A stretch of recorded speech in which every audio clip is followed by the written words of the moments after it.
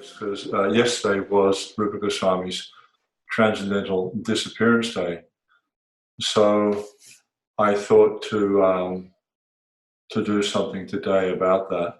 And it's kind of like a feeble attempt to offer my gratitude and appreciation to Srila Rupa Goswami for delivering the science of Krishna consciousness as it was presented by Sri Chaitanya Mahaprabhu. Now, I came across quite a few useful references for this.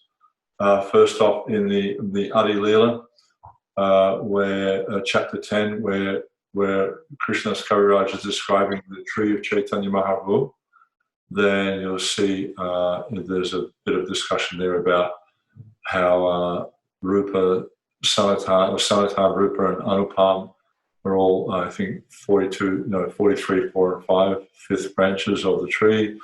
Then Madhya Leela, chapter 1, there's a bit of description. Chapter 16 in Madhya Leela also, more description about the wonderful characteristics of Rupa Goswami. And Madhya Leela, chapter 19, is the first meeting of Rupa Goswami and Lord Chaitanya, where Lord Chaitanya described transcendental knowledge to Rupa Goswami. And then Antya Leela, chapter 1, is the second meeting, and this took place. The first meeting in chapter 19 took place at the Dashashwamedh Ghat in Prayag, and the second meeting took place in Jagannath Puri. Actually, they would meet daily in Jagannath Puri. Lord Chaitanya would go to the home of Haridas Thakur, where Rupa Goswami was staying, and he would meet with them daily and discuss Krishna consciousness with them daily.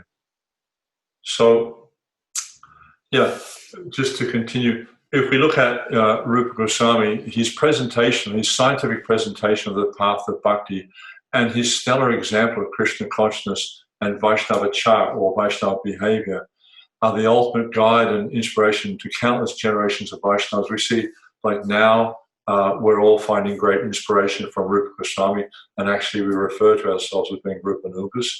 And we see in the past, if you look at the pranam prayers of Bhaktivinoda Thakur and Bhaktisiddhanta Saraswati Thakur, they're both referred to as Rupa Nugas. So many Vaishnavas in the past have found so much inspiration from Rupa Goswami. And of course, in the future, we will see for thousands of years to come, devotees will be inspired by Rupa Goswami's teachings and his perfect example of Vaishnava Achara. So the idea I had, or part of the idea I had in presenting the Acharyas, obviously, I want to offer appreciation and gratitude to them for what they've given us all, and especially for what they've given me. But also is to understand their contribution to deity worship, to look at, try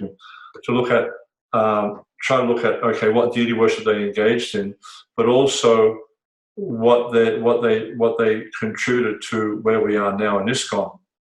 And the idea of that is so that we can see the relevance of the deity worship we're doing now, and how it's not just something that Srila Prabhupada may have just made up to keep us engaged or something like that, but how it's actually, there's been an evolution from the writings and the instructions of the Acharyas to get us to the point of where we are to today. But of course, I do want to discuss a little bit about the life of Rupa Goswami, and especially his extraordinary qualities, a very, very outstanding personality. Now, part of the compilation, a big part of the compilation of this was done by Balakrishna from Singapore, so I express my gratitude to him for assisting with the research. He actually accumulated a lot of very interesting information about this topic, which I'm very grateful to him for.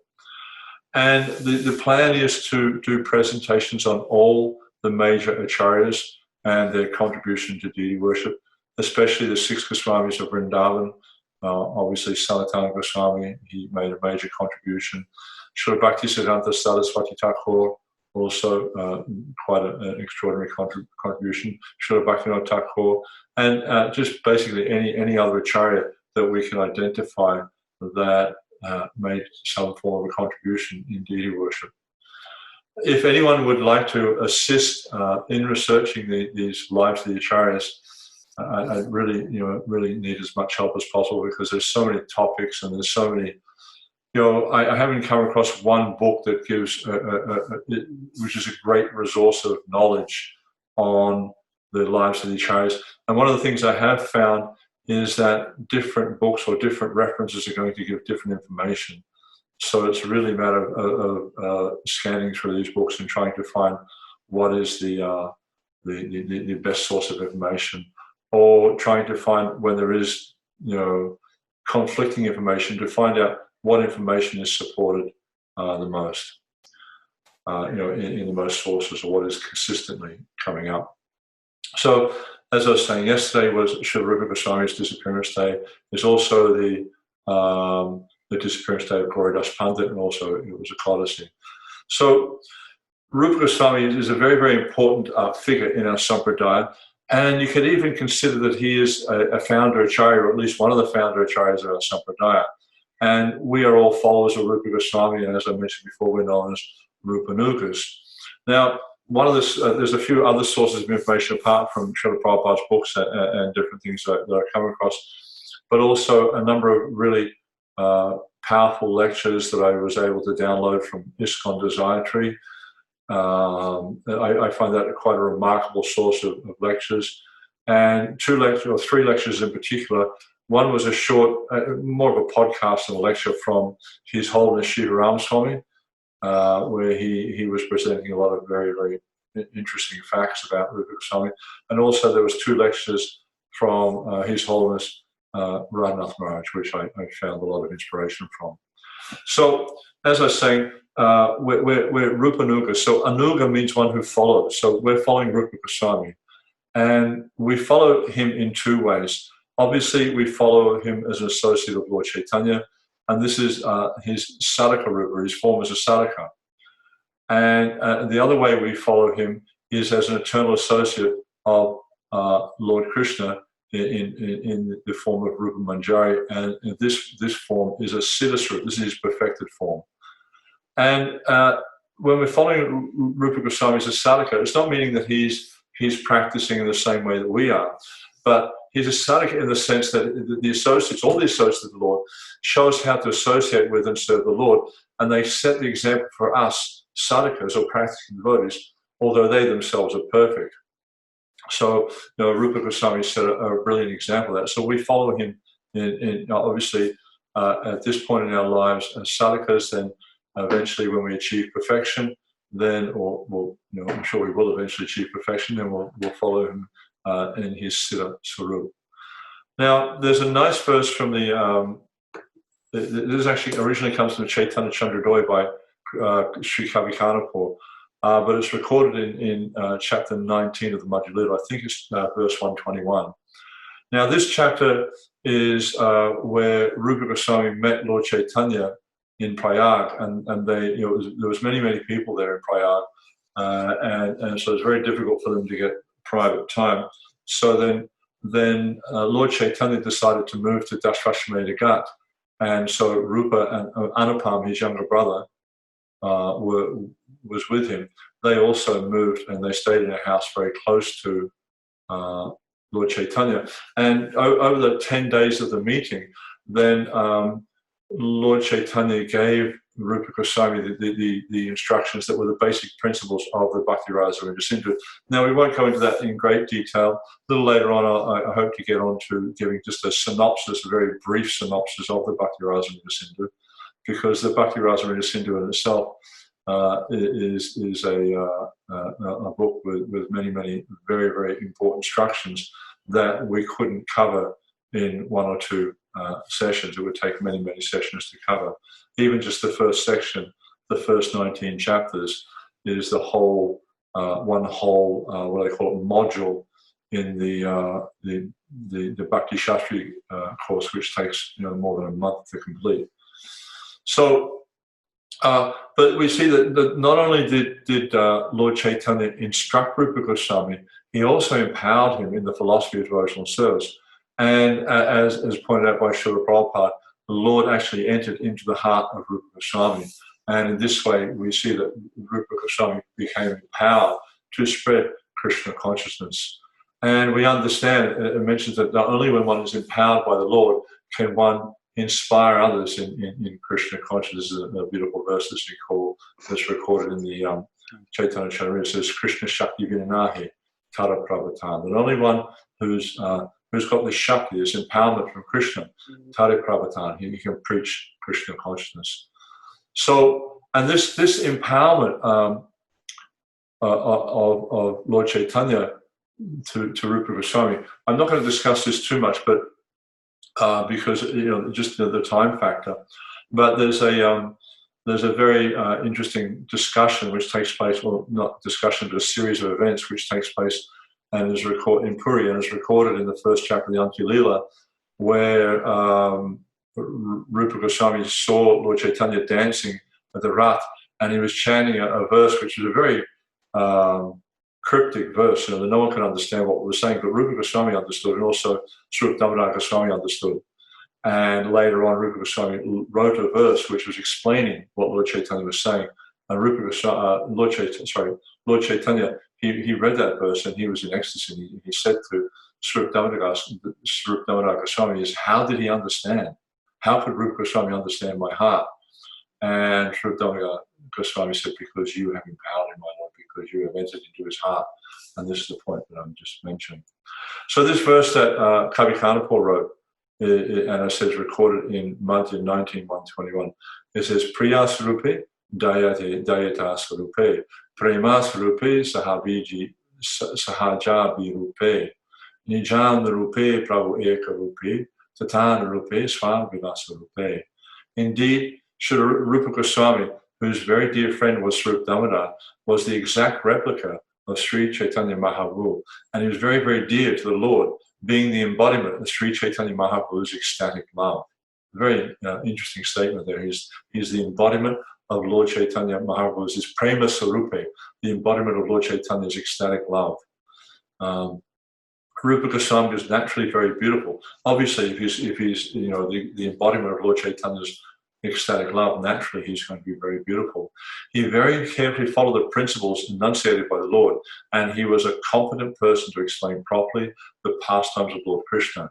Sri Chaitanya Mahaprabhu expanded his mercy to Srila Rupa Goswami just so he could render services by writing transcendental literatures. And it's interesting to note that Sri Chaitanya Mahaprabhu himself never wrote any books. It's recorded that he only ever actually wrote down 8 verses, which we know as the Shastastika. But he spread his teachings through his followers, especially with the 6 Goswamis of Vrindavan, and also we see with Vrindavan Das Thakur and Krishnadas Kaviraj.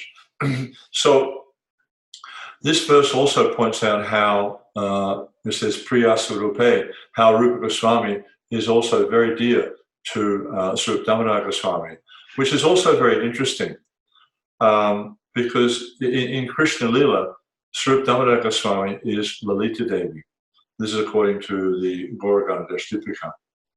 And Rupa Manjari, who Rupa Goswami is manifested in Gaur Lila, is the first primary maidservant of Lalita Devi, and he's very dear to Lalita Devi. Lalita Devi is the most intimate servant of Srimati Radharani. So we can see there's quite an interesting connection there between Srupa Damodar and Rupa Goswami, which is the same connection as is there with Lalita Devi and Rupa Manjari.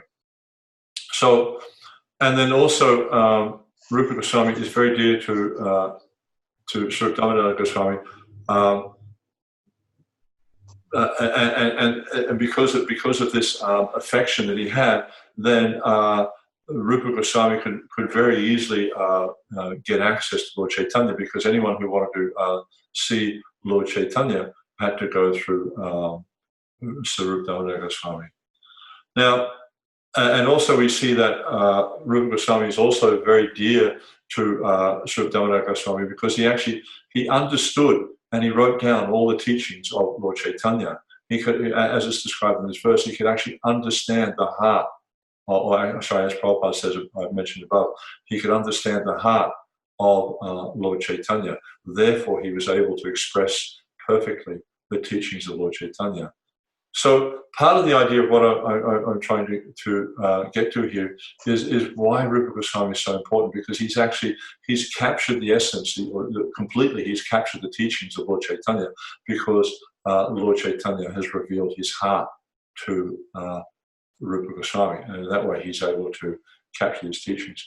Now, Swarup Damodar Goswami, he formulated and clarified the teachings of Lord Chaitanya, because as I mentioned, Lord Chaitanya never actually wrote anything down. And Swarup Damodar Goswami wrote this down in a diary. Now, unfortunately, this diary doesn't exist anymore, but it was part of what went into Chaitanya Charitamrita, and also the teachings of Rupa Goswami, and also from Raghunath Das Goswami. Therefore, we see at the end of every chapter that Krishnadas Kaviraj is offering his respects to Rupa Goswami and Raghunath Das Goswami, because without their input, he would not have been able to have presented Chaitanya Charitamrita. And we'll see that the diary of Swarup Damodar Goswami, as I mentioned, it doesn't exist anymore, but a few verses remain. And many of these verses are the seed verses of the Sri Chaitanya Charitamrita. You'll see them in the first few chapters of the Chaitanya Charitamrita. It mentions them. I didn't actually have time to go through, excuse me, and identify all those seed verses. But there is one very beautiful verse that devotees often speak from on Radhastami.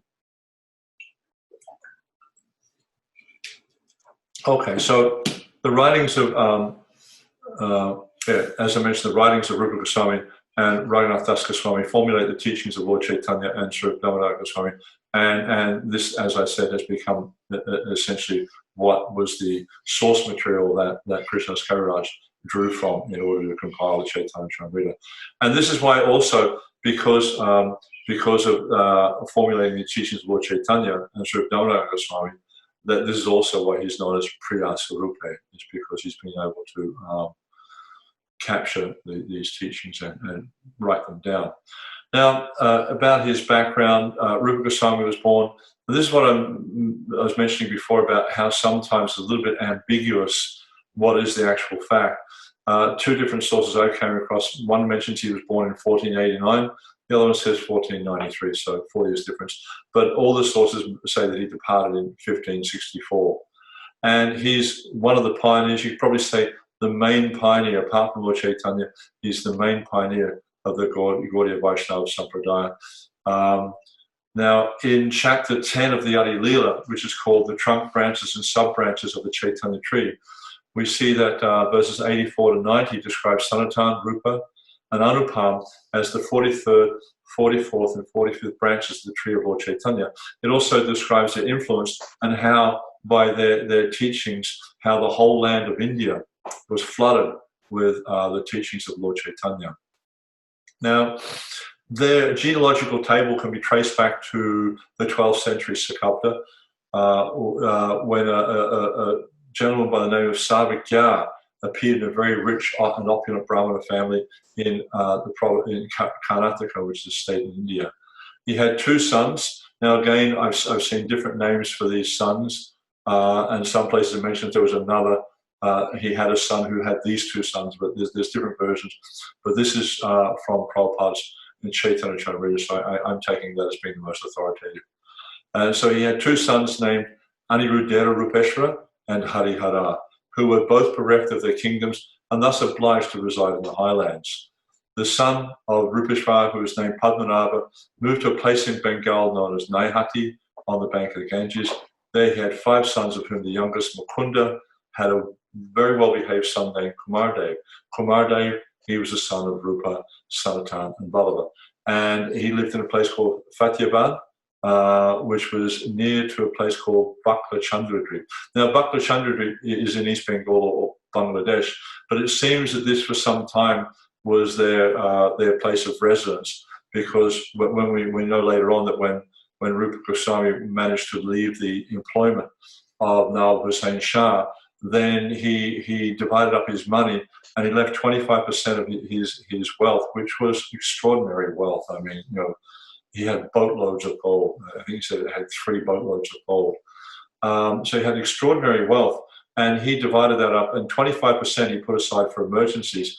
and he left that with a grocer in this village of Bhaktivinoda. So obviously, he would have had some long history with the grocer to be leaving such a huge amount of money with him.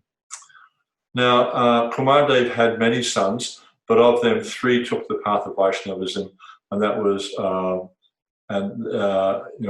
Rupa's name was Santosh, Sanatana Goswami's prior name was Amar, and Sri Vallabh's name was Anupam. Yeah? And then they moved from Bhaktivinoda to the village, to a village called Ramakeli. And this is actually where they were engaged in the employment of the Nawab Hussain Shah. So these details come from the the Adi Leela, chapter 10, 34. Now, the place where Rupa Goswami, this is talking a little about his life in Ramakeli, the place where they lived in Ramakeli, they actually achieved quite a few different things there. And even before they met Lord Chaitanya, they were great devotees of Krishna. So what they did there was, and we find that even before they met Lord Chaitanya, they had actually, what was I going to say? That they'd actually,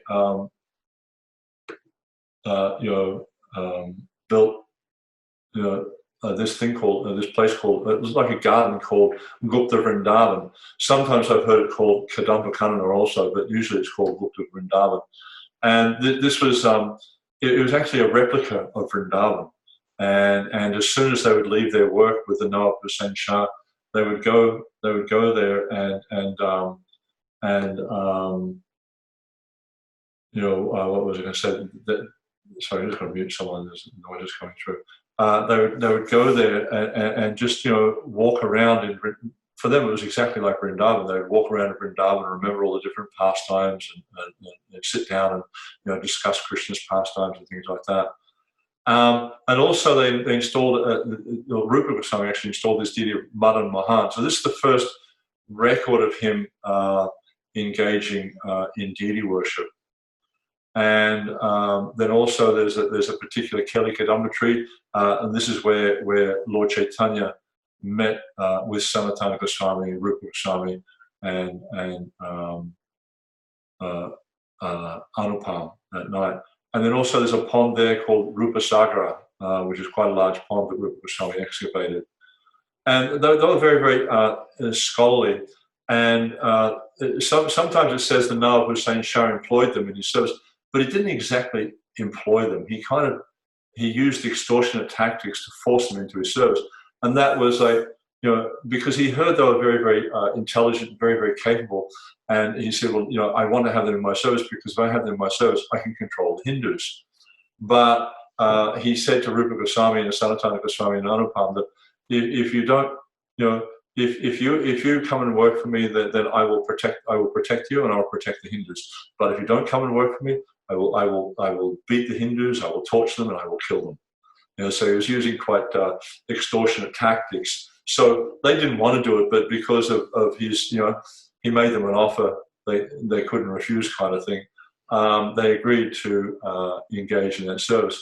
And then I believe it was Sanatana Goswami, what is known as Davi Akash, and he was like the private secretary, and then Rupa Goswami was called Sakara, which means the revenue officer. And they really, the king actually saw them as his brothers, and he was so affected by the quality of their service and just their deep quality, their very, very transcendental qualities, that he saw them as his brothers, and he divided his kingdom with them. Like he shared his kingdom with his wealth and lands and things like that. So they all had extraordinary wealth and opulence. And Rupa Goswami studied Sanskrit and Urdu and Persian and so many different languages he knew. And he even wrote a book at that time called Hamsadutta, which is a well-known book. But then, in spite of his wealth, Rupa Goswami, he was a devotee of Krishna. He wasn't really interested in this, and he just carried out his external state duties, but it wasn't really where his heart was. And they, at some point, they heard, while they were doing this, they heard about Lord Chaitanya and how the Supreme Personality of God had descended in the form of Lord Chaitanya, and they were longing to meet with him.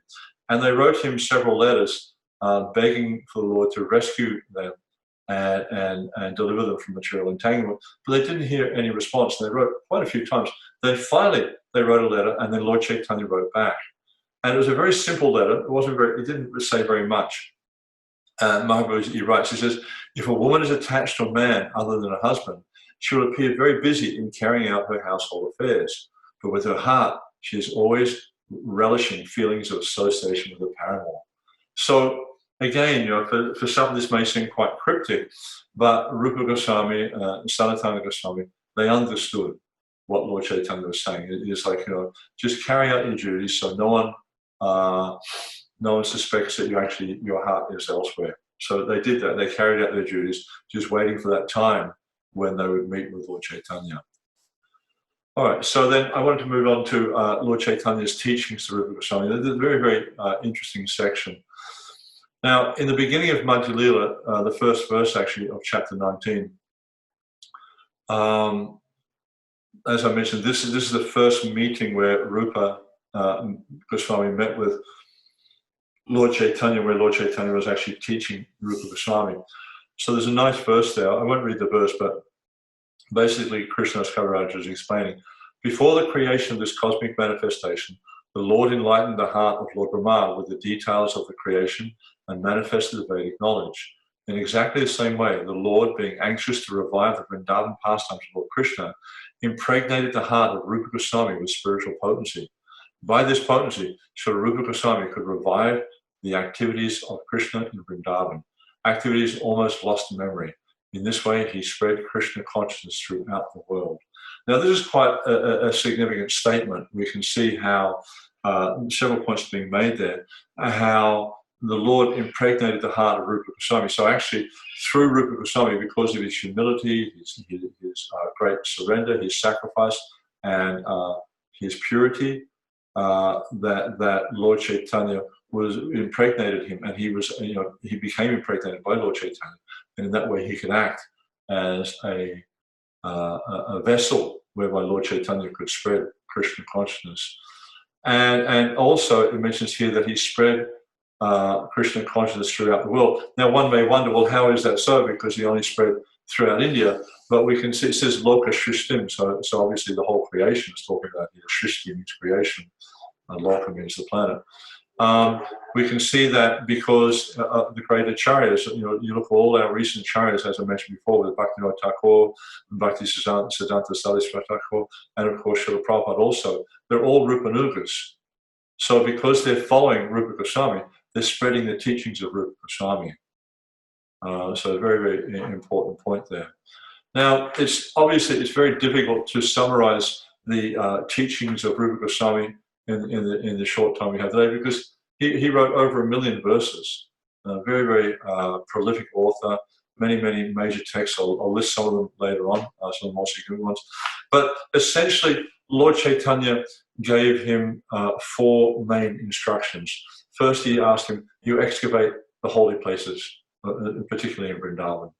And then write transcendental literature was another instruction he gave to him. And then establish temples. And naturally, along with establishing temples, he asked him also to install deities and worship the deity, help others to learn how to worship the deity. And then a very, very important instruction we can see is to teach others by exemplary behavior. Now, we see so often that when the various personalities interacted with Rupa Goswami, they were struck by his wonderful behavior, by his extraordinary qualities. And we know that in the song by Srinivasacharya, the Sat Goswami Astika, it says, Dira Dira Jana Priyo Priya Karo, that even to the gentle and the ruffians, they were very dear to them because of their wonderful behavior. Now, a very simple summary of the teachings of Lord Chaitanya to Rupa Goswami can be found in the Nectar of Instruction, or the Upadeshamrita, because this is like 11 verses which encapsulate the principal teachings. And I'll just give a quick summary of them. And we can see the first verse talks about we must control the senses, and by controlling the senses, as we see with Rupa Goswami, with the exemplary qualities, will lead others on the path of bhakti. Because, you know, as Krishna explains in the Gita, he says, Yad yadachari sheshtas tatareva jana,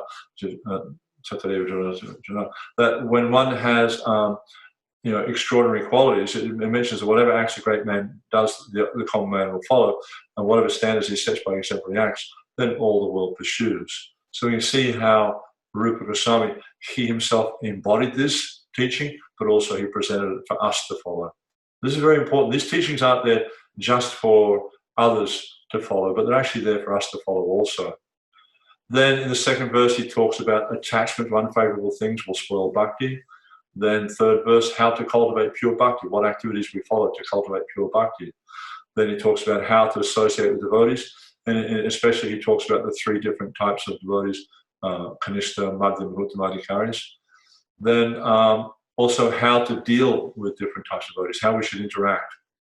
Then the sixth verse, he talks about the nature of a pure devotee and how a pure devotee is above material identification, and that even if he may have various bodily imperfections or seemingly body imperfections, this doesn't affect the pure devotee, and we should not classify or view pure devotee in relation to their bodily imperfections, the seeming bodily imperfections. Then the next verse 7 is talking about the name, the character, the pastimes, and the extraordinary activities of Krishna. And so again, we see how this is focusing on a very, very important element of our practice of Krishna consciousness, is how Krishna's name, there's nothing in this world that can compare to Krishna's name. There's nothing in this world that can compare to Krishna's character, his pastimes, and his extraordinary activities. And simply by meditating upon these and absorbing ourselves in these will free us from all material contamination. Then in verse 8, he gives the essence of all advice: to utilize our time 24 hours a day in the service of the Lord. Then after covering all these topics of personal purification and developing pure bhakti and associating with the devotees, rising above material identification, then talking about Krishna, and then the essence of all advice to become completely engaged in service, he starts to talk about the supreme position of the holy Dham, and especially he mentions that Sri Vrindavan Dham is the highest of all. But then of all places in Sri Vrindavan Dham, he says Govardhan is highest, but then higher than Govardhan, he mentions is the super excellent position of Sri Radha Kund, and stating this is the holiest place in the entire creation. Then again in verse 10, he talks about the exalted position of devotees of the Lord and the position of Srimati Radharani, how she is the greatest of all devotees, and again glorifies Radha Kund. Then in the last verse, he talks again about Srimati Radharani and Radha Kund, and mentions that even by bathing in Radha Kund even once, one's pure love for Krishna is aroused. So, I mean, I guess that's the briefest I could do it. And obviously, I'm not really doing justice to the teachings of Rupa Goswami, because, as I mentioned, they are so vast. Just the nectar of devotion. There's so much information in there that you spend a lifetime just trying to understand all that information. Okay, so the next thing I just wanted to talk a little bit about his qualities, his innumerable qualities, unlimited qualities, but just some that really stood out for me. Any great Vaishnavacharya is just adorned. There's this Sarva Sarvabhushana, how they're adorned with all the saintly qualities. Rupa Goswami had numerous divine qualities.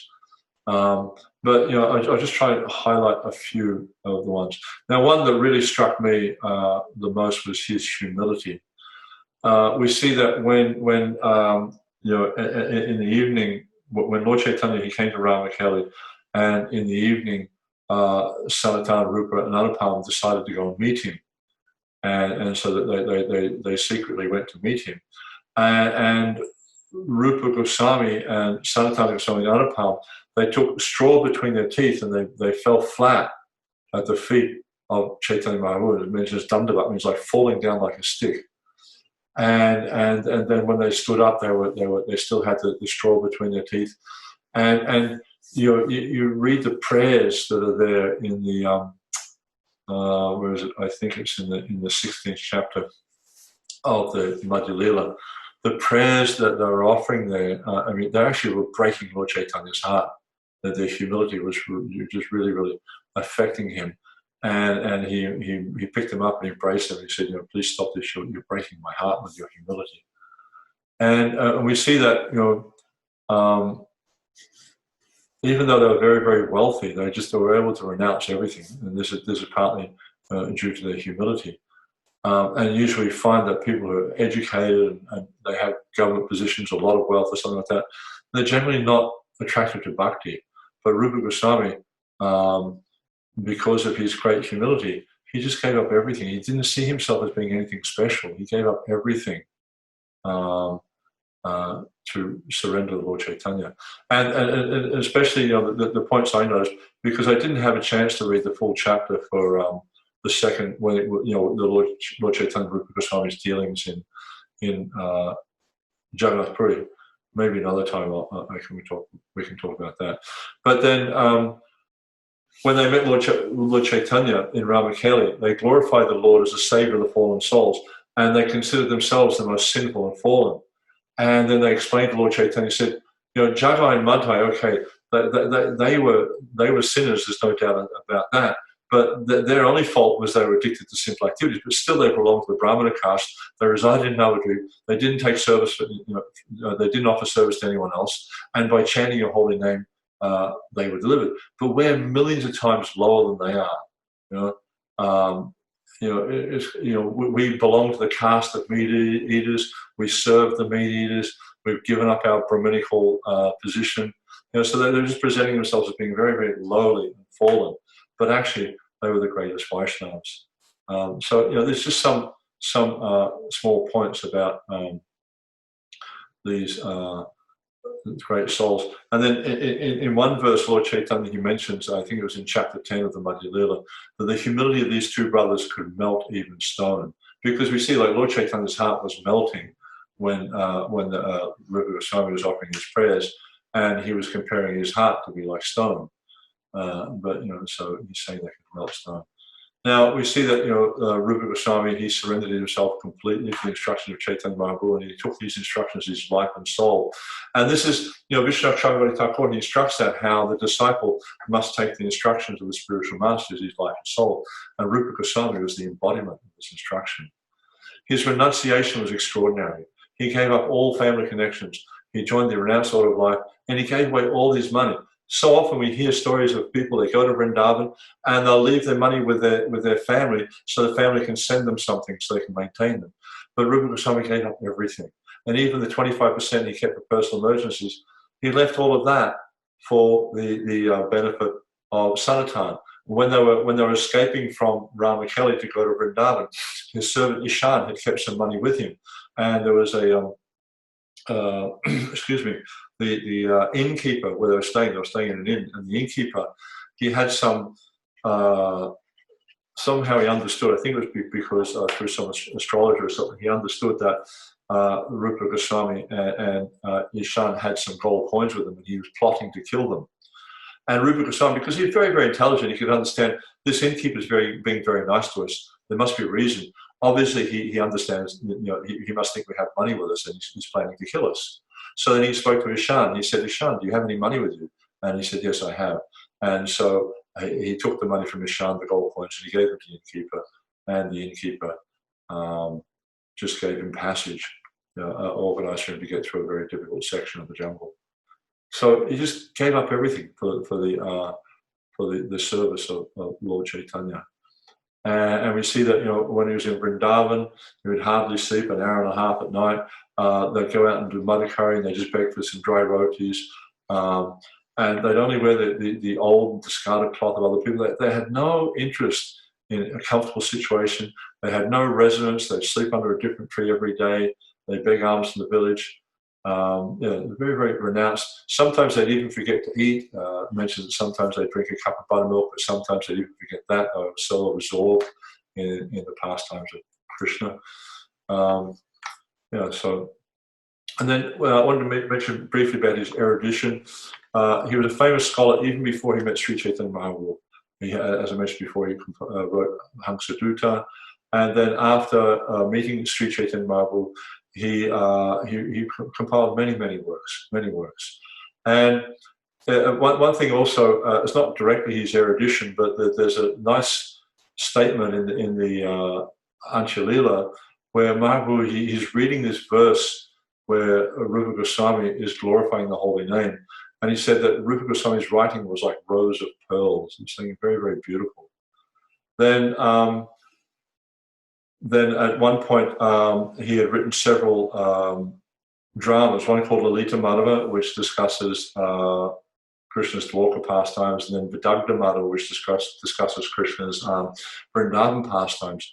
And he had asked Ramananda Roy to analyze the writings of Rupa Goswami and to see what the quality was.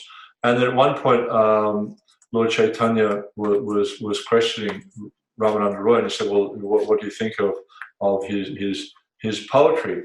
And then Ramananda Roy, he said, "My Lord, this is not poetry. This is nectar." He was so impressed with the writing of. He said actually it was a continuous shower of nectar. So he was very, very impressed. And he said, indeed, it is the essence of all ultimate realizations appearing in the forms of plays. The wonderful descriptions of Rupa Goswami are superb arrangements to express loving affairs.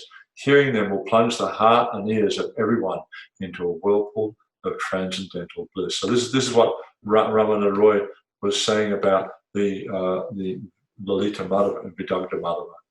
And he questioned him for several days on all these different writings, especially these two writings.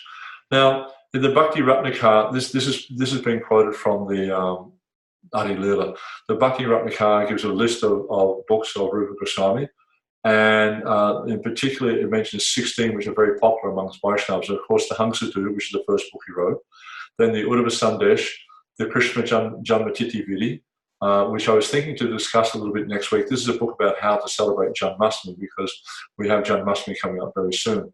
So I thought this might be very interesting to discuss before Janmashtami. Then Radha Krishna Ganadesh Dipika, there's two books from that. There's the Brihat, Radha Krishna Ganadesh Dipika, and the Laghu, which means the minor and the major. Excuse me. Then the Stavamala, the Vidagdha Madhava, Lalita Madhava, which as I mentioned is poetry, then the Dana Keli Kamudi, the Bhakti Rasamrita Sindhu. And this is probably the most important book of Rupa Goswami. And then the Ujjvala Nilamani, also a very, very important book. The Akyata Chandrika, Mathura Mahima Padyavali, which is a collection of various prayers that Rupa Goswami liked, the Natika Chandrika, and the Laghu Bhagavatamrita. Now, the Bhakti Rasamrita Sindhu essentially is a book on how to develop in devotional service, how to develop devotional service to Krishna, and how to follow the transcendental process. A very, very scientific presentation of the science of bhakti, and it was completed in AD 1541. Now, Vidagdha Madhava, this is a very, very interesting book. There's a few stories involved with this one, but I'll just tell a short one.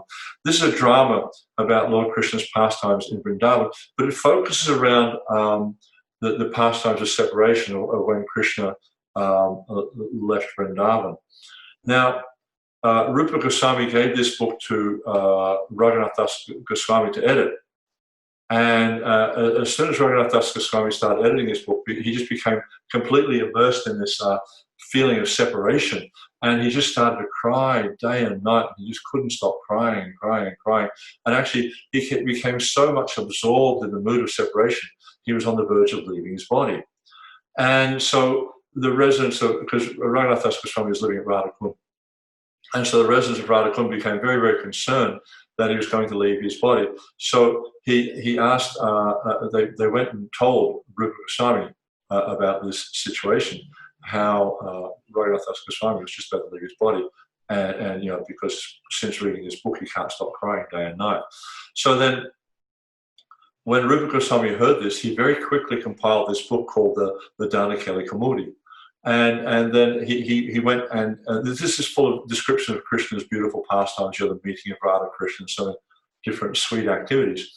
And when he went to see Raghunath Das Goswami, he said, "Oh, I brought this other book that I'd like you to read, and if you have any comments, if you want to edit or anything like that. But this other book, this Vedanta Madhava, it's incomplete. I need to make some changes. So please give that back to me." So then he gave Raghunath Das Goswami that book, and in this way he saved his life. Now, another book which is very important is Ujjvala Nilamani. Now, this book, we see, like in the Bhakti Rasamrita Sindhu, it discusses briefly, conjugal love or Madhurya Ras. But the Ujjvala Nilamani, it goes into this in great detail and analyzes all the different types of lovers of Krishna, their assistants, and those who are very dear to Krishna, describes the gopis, the mandris, and all different levels of personality in Krishna's Leela. Lalita Madhava is essentially, as I was saying before, is a description of Krishna's pastimes in Dwarka, and it was a drama, and it was finished in 1459. Then the Laghu Bhagavatamrita is a very interesting book. This has two sections. It's called the first part is called the Nectar of Krishna, and the second part is called the Nectar of Devotional Service. Now, the first part really focuses on a lot of the different incarnations of the Lord, or the avatars, and it talks about the Swangsa, the Vivinangsa, the Aveshrupa, the Tadekatma Rupa, the Purusha avatars, all these different types of things, and it talks about Leela avatars and so many different forms like that. And then the second section is focusing more on the greatness of Krishna and how he's the supreme original personality of Godhead. And in a sense, you could say it's an expansion of that verse in the beginning of the Bhagavatam, that Ete Changchakala Pungsa verse. So very, very beautiful verse. Now, just getting on to deity worship, and I'll touch on this also quite, just quickly go through it. He originally established Manu Mahan in Ramakeli. Then he also established Govinda Dev under the instruction of Chaitanya Mahaprabhu. Very, very interesting story. Obviously, I won't have the time to go into this in great detail, but essentially, Mahaprabhu had established it, had requested or directed Rupa Goswami to establish Govinda Dev. And when he was getting older, he was kind of lamenting that he hadn't achieved this. And one day he was sitting on the bank of the Jamuna lamenting that he hadn't been able to carry out the instructions of Mahaprabhu. And then, as he was lamenting, this young boy came out and said, "Oh, Baba, why are you crying? Why you look so sad?" And so he explained what was happening. He was supposed to establish this deity. And then, so this young boy led him. I won't go into the detail, but led him to where he was able to find Govinda. And then, so he dug up. They excavated Govinda Dev from this Gomatila hill, and then established him a temple. Then he arranged for the king of Jaipur, I've forgotten his name, right? Maharaj Jai Singh, I think it was. Jai Singh or Man Singh, I don't remember. He arranged for him to build a beautiful temple, which is most of it still existing now. So, yeah, very impressive. He also established the worship of Vrinda Devi in Vrindavan. So that's another element of his deity worship. And additionally, something very interesting is the Radha Damodar deities, which were worshipped by Jiva Goswami, were hand-carved by Rupa Goswami. He actually carved those deities himself. Now, all these deities are now located in Jaipur. And,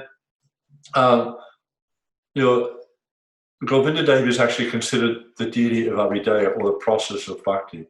And all deities in ISKCON, because our deity worship is considered to be in Abhideya, it's the process, then all deities in ISKCON are considered to be expansions of Govinda Dev. And in his contribution to devotional service, we see that Rupa Goswami, in his Bhakti Rasamrita Sindhu, he elaborates on the different angas of bhakti, and he identified 5 as most important.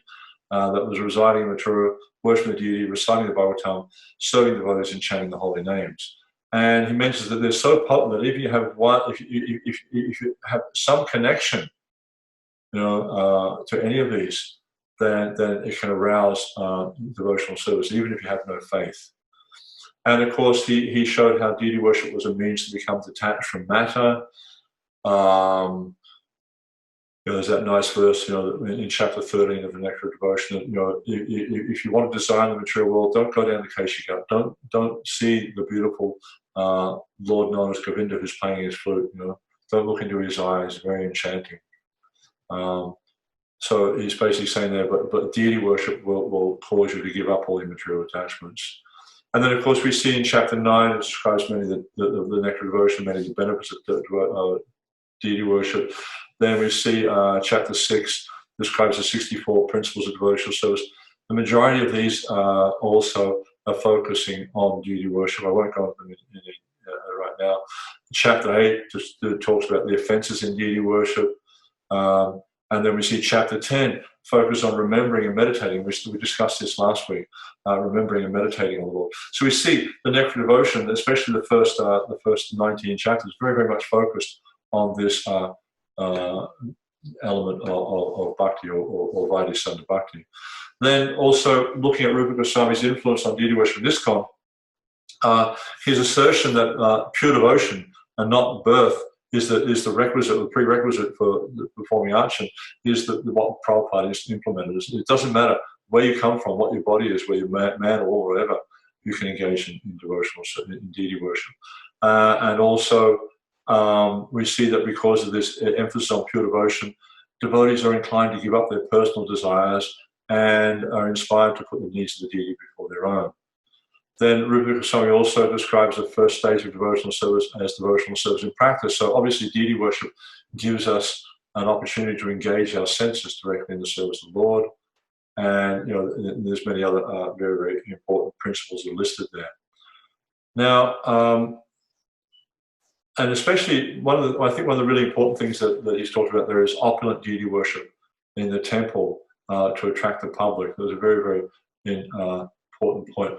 Now, just in concluding, I just would like to offer a bit of a prayer, in a sense, that something we could all offer to Rupa Goswami. Our inspiration needs to be to practice Krishna consciousness like Rupa Goswami did, and also to compile literature or poetry or prayers or whatever, or even just repeating the prayers or reading the books of Rupa Goswami. In this way, we can become qualified for Lord Chaitanya's mercy and love. Rupa Goswami's appearance day is a very, very important day in which we can pray to Rupa Goswami for his mercy. And in the verse I recited at the beginning, they mentioned Priya Surupe. Pray that we can also become very dear to Rupa Goswami, Swarup Damodar Goswami, and all the Vaishnavas. Then Dayata Surupe. Pray that, like Rupa Goswami, we can become dear to Lord Chaitanya. Prema Surupe. Pray that we may become the embodiment of Lord Chaitanya's love. But, obviously, we're not going to become the full embodiment of Lord Chaitanya's love, but even a drop of that love. Can you imagine if you were just affected by a drop of the love of Lord Chaitanya, what that would do for you? That would be sufficient. Then, Nija Anurupe, that we can learn how to perfectly follow all the vidhi, all the rules that Lord Chaitanya was very fond of. So that ultimately, Lord Chaitanya will become pleased to bestow his mercy upon us, so that we can describe the wonderful pastimes of Lord Krishna. Because without Lord Chaitanya's mercy, we'll never be able to describe the pastimes of Lord Krishna with conviction. Then Sva Vilasa Rupe. It is a devotee's responsibility to, because Sva means own, Vilas means pastimes, Rupe means form. It's a devotee's responsibility to glorify Krishna, his teachings and pastimes. We can do that by writing books, songs, or repeating what we've heard from others. So these things we can pray to Rupa Goswami for, and because we are his followers, then certainly he'll bestow his favor upon us. If we follow Rupa Goswami's example as it is described, Lord Chaitanya, he embraced Rupa Goswami, and by following his example, then Lord Chaitanya may embrace us and make us the object of his mercy. So Rupa Goswami Prabhupada ki Jai. Samaveta Bhakta Vrinda ki Jai. Jai Nitai Ko Premanandi. So, as I mentioned, that there's so much there in the pastimes of Rupa Goswami that how can you possibly how can you possibly even touch on a drop of that? So, I did my best. Any questions at all? I noticed that Radha Shalini Mataji's already got one up here. What sampradaya do the devotees worshiping Radha Govinda belong to? Are they considered Rupanugas? They do such nice worship. Thank you. They are Gaudiya Vaishnavas. They come, a different sort of branch from us. They're not, Gaudiya Mata or ISKCON, but they're in the Gaudiya Sampradaya. Yeah. So, quite interesting.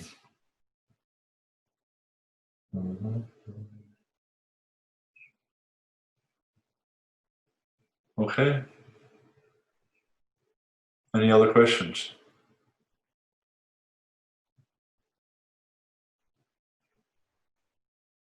Okay, no problem. So, as I mentioned, next week we have Janmashtami coming up in, 10 or 11 days, depends where you are in the world. Here it's on the 12th of August. So our next presentation is on the 8th. So we'll be discussing a bit about Janmashtami. We can look at, the Janmatiti Vidhi. We could potentially look at different ways of how to observe Janmashtami, and also maybe we can look at some prayers that might be helpful for Janmashtami. Yeah. Okay. So I'd like to thank you all very much for your. Oh, hang on. There's another question here. I heard we need permission to read some of these books.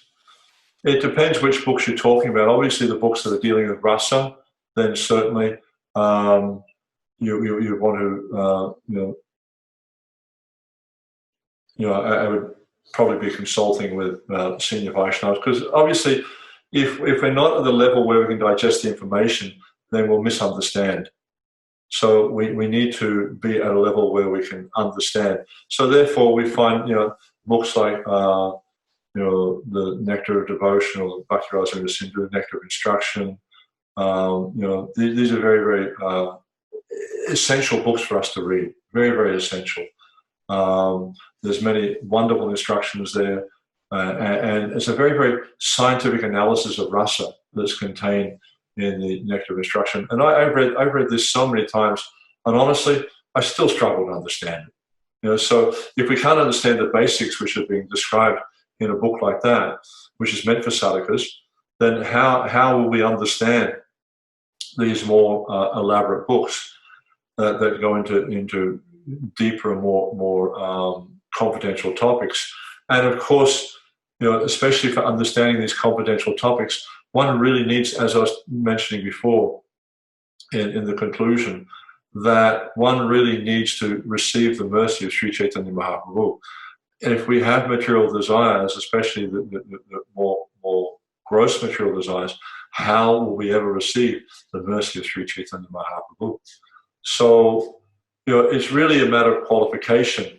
And as we evolve in Krishna consciousness, we become more and more qualified to receive the mercy, and then we can understand these things. But I think the main point is not to try to prematurely transcend the modes of material nature. You need to progressively move through the path of bhakti and give up your material desires. And as you give up the material desires, then you become qualified to understand these higher topics. Because just approaching these topics without the qualification, it's not going to benefit you at all.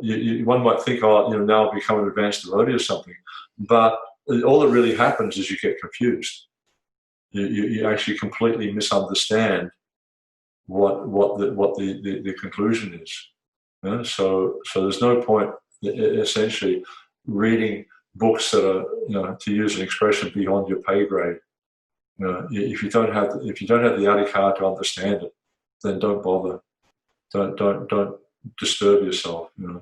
Rather, you're better off reading books that you can understand. Yeah. Okay. So as I always close with, please visit our YouTube page. I put a few new videos up last week. There's one video of from 10 years ago when they put a new altar in for Radharani Mishra in London. Also put up a video on Krishna Bhavana Mataji making ghee wicks, a very, very nice video. She goes into it in a lot of detail of how to make ghee wicks. And, it's not the only way to make ghee wicks, but it's the way she does it, and she explains why she does it that way. So it's really helpful for anyone who wants to learn how to make ghee wicks. And of course, as I mentioned, in the past, if there's topics you'd like us to see, us make videos of, please let me know. Also, if you have some videos you'd like to post, sometimes we get different videos on like I put a video up there on a tutorial on how to wrap a turban on small deities without using pins, which I think is a very, very important thing to learn, is how to dress the deities without pins.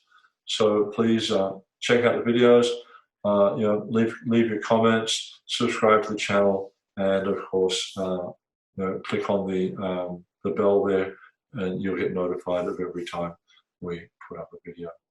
Okay, so thank you all very much. I really appreciate your taking the time. Srila Prabhupada ki, Samaveta Bhaktivinoda ki, Jai Nitai Gaur Premanandi.